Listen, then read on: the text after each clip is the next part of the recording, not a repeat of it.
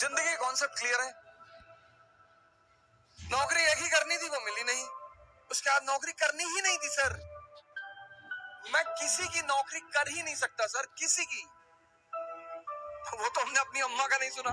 वो हमेशा हमसे कहती रही, निकाल देंगे घर से, निकाल दो। उन्होंने मुझसे कहा कि भिखमंगे हो गए हो तुम, अब जिंदगी भर मेरे टुकड़ों पे जिंदा रहोगे।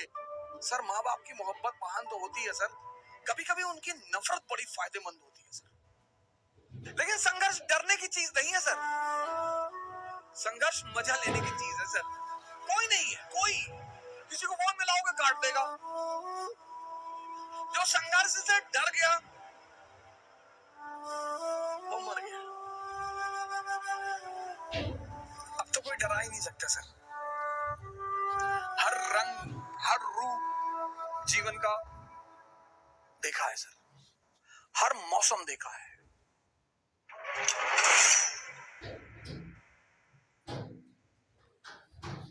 जिंदगी कॉन्सेप्ट क्लियर है। नौकरी एक ही करनी थी, वो मिली नहीं। उसके बाद नौकरी करनी ही नहीं थी सर। मैं किसी की नौकरी कर ही नहीं सकता सर, किसी की। मैं जिसके भी साथ काम करता हूं उसको एक बात स्पष्ट तौर पर बोल देता हूं, हुक्म मत चलाना। वो तो हमने अपनी अम्मा का नहीं सुना। वो हमेशा हमसे कहती रही, निकाल देंगे घर से, निकाल दो। अब राजा मनकापुर थोड़ी हो कि 10,000 बीघा खेत है तुम्हारे पास, निकाल दोगी। कितना खेत होगा? 15 बीघा होगा, 20 बीघा होगा, 30 बीघा होगा, बहुत होगा 50 बीघा होगा। राजा कुंडा थोड़ी हो कि 1 लाख बीघा खेत है, निकाल दो। 15 बीघा खेत के लिए गुलामी, धमकी मत दो। और जब मेरा अंतिम अटेंड निकल गया और जब उन्होंने मुझसे कहा कि भिखमंगे हो गए हो तुम, अब जिंदगी भर मेरे टुकड़ों पे जिंदा रहोगे, उनकी इस लाइन ने भी जिंदगी को बदला सर। मैंने कहा, ताने मत दो, कहीं दे रही हूं, हिम्मत है तो जी के दिखाओ। हाँ, मैंने कहा दिखाएंगे। बोली, जा रहे हो क्या घर से? मैंने कहा जी। हाँ, बोले तो ये कपड़ा भी उतार दो, ये पैंट, ये शर्ट और वो अंडरवियर बनियाइन, वो भी मेरे ही पैसे की है। बहुत ताव है तो उतार के जाओ। सर, माँ बाप की मोहब्बत महान तो होती है सर, कभी कभी उनकी नफरत बड़ी फायदेमंद होती है सर। अगर वो मुझे नहीं भगाती ना, मुझे सहारा दे देती, भगवान के आशीर्वाद से हमारे साथ हैं। और मैं उनसे कहता हूं कि अगर आप मुझे सहारा दे देती तो मैं एमबीए कर लेता, मैं आपके साथ वकालत कर लेता, आप मुझे लखनऊ हाई कोर्ट में स्टैब्लिश करा देती, शायद मैं भी एक आम इंसान की तरह ही रह जाता। लेकिन उनका वो भगाना, वो वरदान बन गया सर। बहुत बहुत बड़े सहयोगी रहे मेरे संघर्ष के। मोहम्मद हुसैन भाई हैं, पता नहीं, हो सकता कहीं मुझे बैठकर सुन रहे हो। किसी जमाने में विमर्श नाम की इलाहाबाद में कोचिंग चलाते थे सर। वो मुझे पढ़ाने के बदले में सिर्फ खाना खिलाते थे, पैसे भी देते थे, कभी कभी मूड करता था तो पैसे भी देते थे और बड़ी मदद करते थे। और मैं उनके साथ मनमोहन चौराहे पे मस्जिद है, मैं वहीं पे उनके साथ कभी कभी रहता था। अटाला ले जाते थे कबाब और रोटी खिलाने के लिए सर। वो मेरे संघर्ष के बड़े महत्वपूर्ण साथी हैं सर। इंसर्च एकेडमी चलती थी, कुंदन राय भाई हमारे, पता नहीं, हो सकता है शायद हमें कहीं सुन रहे हो, उन्होंने बड़ी मदद की सर। सबसे अहम आदमी जो रहा, जिसका नाम मैं लेना चाहूंगा, वो है सुरेश सिंह। एटीएन एकेडमी चलाते थे सर। वो पहला आदमी है मेरे जीवन में जिसने मुझे एक अच्छी रकम मेरे हाथ में रखी पढ़ाने के एवज में।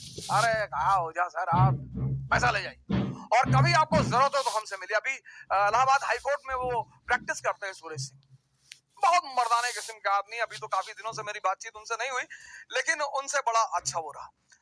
फिर मैं दिल्ली चला आया, मेरे एक बड़े अहम सहयोगी रहे नीरज तिवारी जी। उन पर तो मैं एक अलग क्लास ले ही लूंगा, बड़ा रोल रहा उनका मेरे जीवन में।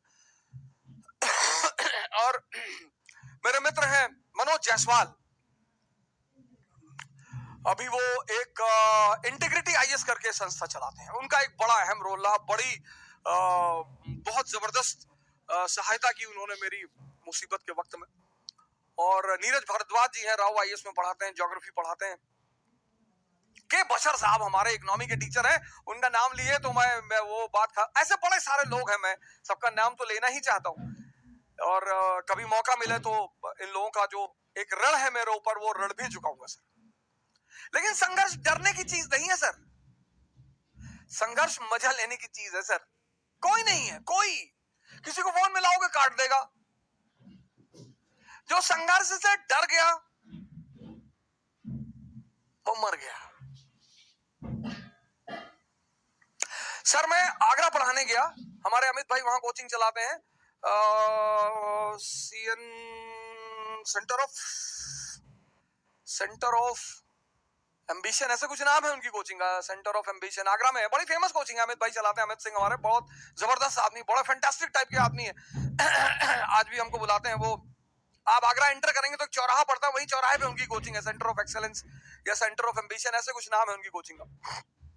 तो मैं उनके यहाँ पढ़ाने गया, क्लास लेने गया, तो सर मेरे जो कपड़े थे पढ़ाने वाले वो गीले थे, पैसा था नहीं जेब में, और कॉल आ गई कि भाई आपको वहां आके पढ़ाना है।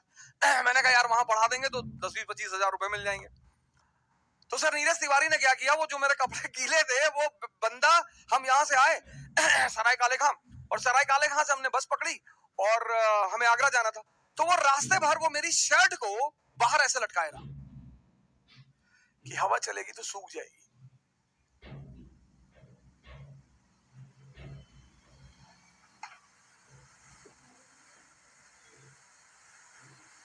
अब तो कोई डरा ही नहीं सकता सर, हर रंग हर रूप जीवन का देखा है सर, हर मौसम देखा है, हर चीज बनाना जानते हैं। मटन करी बना ले तो ताराचंद में बम बनाना भी सिखाया जाता है सर। हमारा केपीयूसी छात्रावास तो उसमें डिग्री देता है सर इलाहाबाद में कि कितनी आवाज पैदा होती है। इलाहाबाद एक बहुत ही महान सेंटर है सर, बहुत महान, विद्या का क्षेत्र है, हिंसा का क्षेत्र है, क्रांतिकारियों का क्षेत्र है, और उसको फिर से एक बार भारत के पटल पर उभरना पड़ेगा। जब भी भारत का पुनरुत्थान होगा तो उसकी धारा फिर से इलाहाबाद से ही बहेगी, क्योंकि उस मिट्टी में है कुछ। हमारे यूनुस खान साहब हैं, परिवर्तन आईएएस चलाते हैं, बहुत ही जबरदस्त आदमी, पॉलिटी पढ़ाते हैं, और क्या पॉलिटी पढ़ाते हैं सर। तो मैं ये कहना चाहता हूं कि संघर्ष अब तो सर ये लगता ही नहीं सर, यही मैं आपसे कहता हूं, कभी फुर्सत मिली तो अपने ऊपर ही पूरी कहानी सुना दूंगा। I am super